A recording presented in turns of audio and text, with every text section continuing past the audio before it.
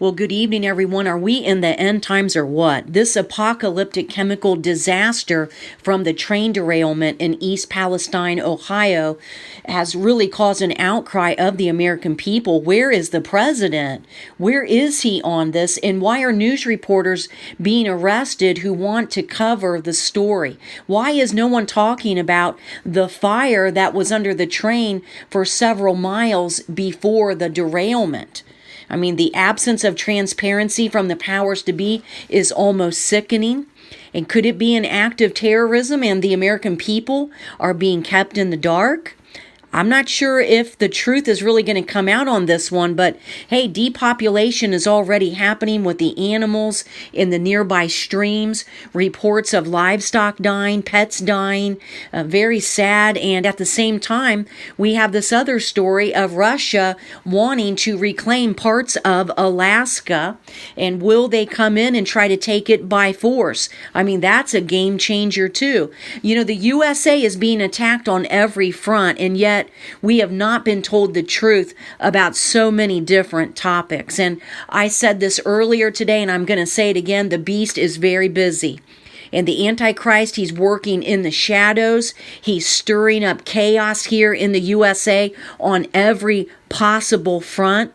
And I believe that the escalation of world events, including the toppling of the USA, it's going to accelerate like dominoes, just falling one upon the other, upon the other. So if you're watching this daily, it's good to take a break to refresh your spirit. There's just so much going on, and it's because they're using fear tactics. They're all reading from a script, friends. The globalists are following a script. They are on a timetable, and it's nearly impossible to keep up with the news. It's on purpose. It was designed this way, and now we have artificial intelligence writing stories, around the clock, writing the left side of the story and the right side of the story, what the Democrats say, what the Republicans should say, and it's constantly spinning out stories from these AI computer systems.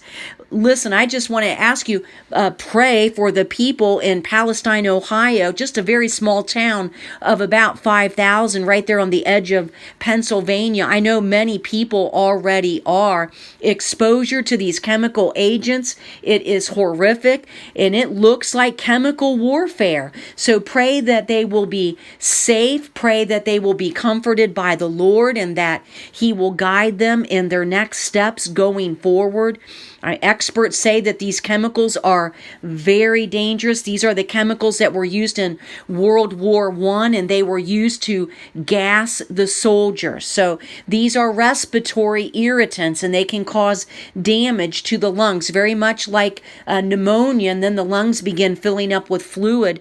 And we have seen the images on the news of these black clouds and people in an outrage. We've seen the images of dead fish in the waters, frogs belly up in the creeks. Talk about well water contamination too, and then contamination of their air. And people as far as 2 hours away in southeastern Ohio, they didn't even know that this was going on.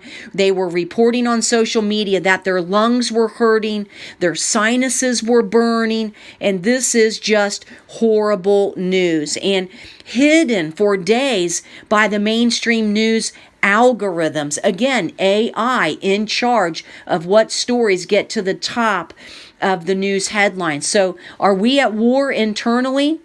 Is this vigilantism, friends?